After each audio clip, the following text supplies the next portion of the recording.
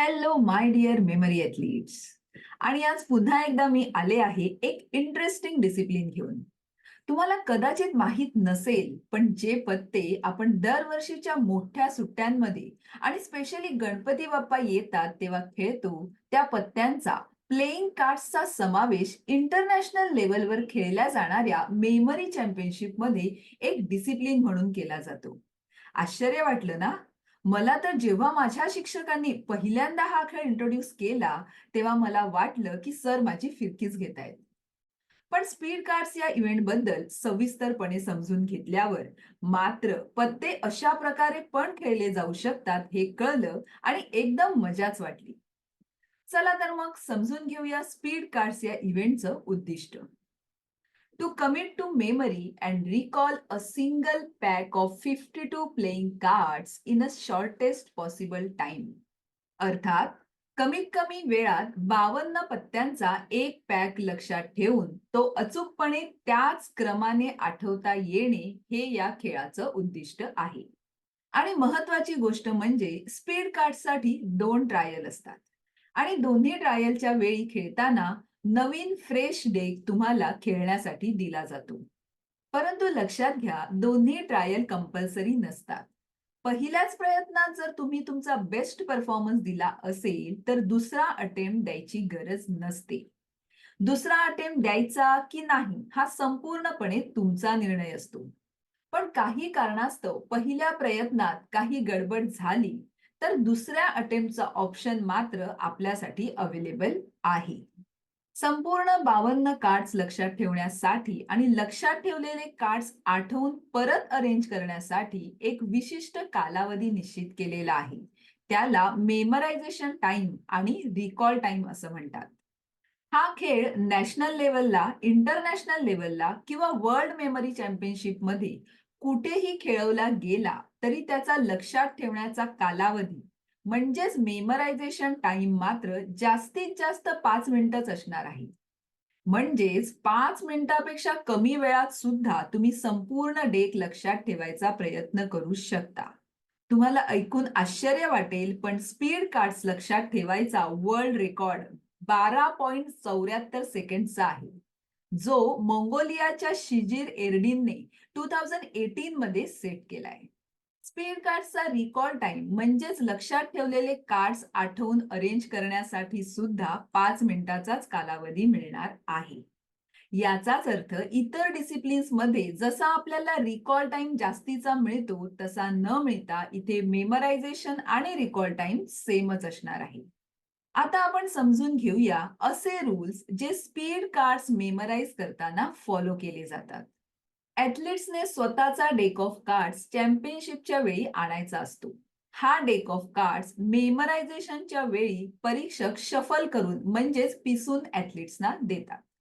जे स्पर्धक 5 मिनिटापेक्षा कमी वेळात कार्ड्सचा संपूर्ण पॅक लक्षात ठेवू शकतात, त्यांनी परीक्षकांच्या देखरेखीखाली मेमरायझेशनच्या वेळी स्पीड स्टॅक टायमर वापरायचा असतो. 5 मिनिटाच्या मेमरायझेशन कालावधी दरम्यान ॲथलीट्स कधीही मेमरायझेशन सुरू करू शकतात. म्हणजेच मेमरायझेशन टाइम सुरू झाल्या झाल्या कार्ड्स लक्षात ठेवायला सुरुवात करायलाच हवी असं कोणतंही बंधन ॲथलीट्सवर नसणार आहे.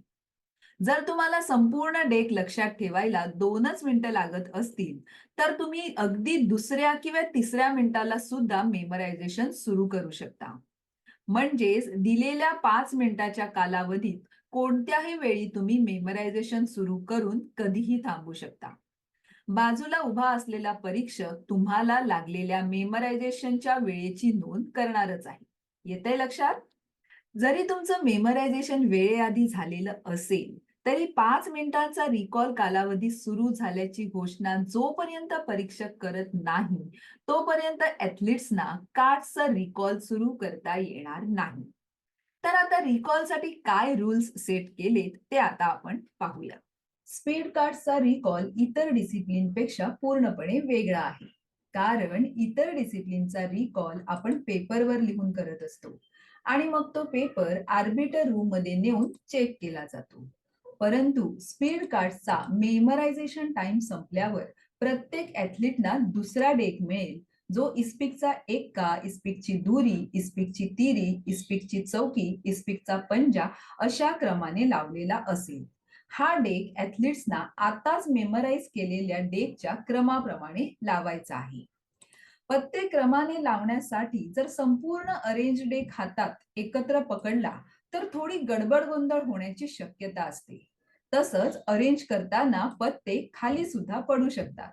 त्यासाठी सोपा उपाय म्हणजे रिकॉल करण्यासाठी दिलेला डेक अशा रीतीने क्रमाने टेबलवर अर्धगोलाकार पसरून ठेवायचा, जेणेकरून संपूर्ण 52 पत्ते एका नजरेत तुम्हाला दिसतील आणि मग जर्नी लोकेशन्स बरोबर असोसिएट केलेले ऑब्जेक्ट जसजसे आठवतील तसतसा एक एक पत्ता उचलून संपूर्ण डेक अरेंज करायचा.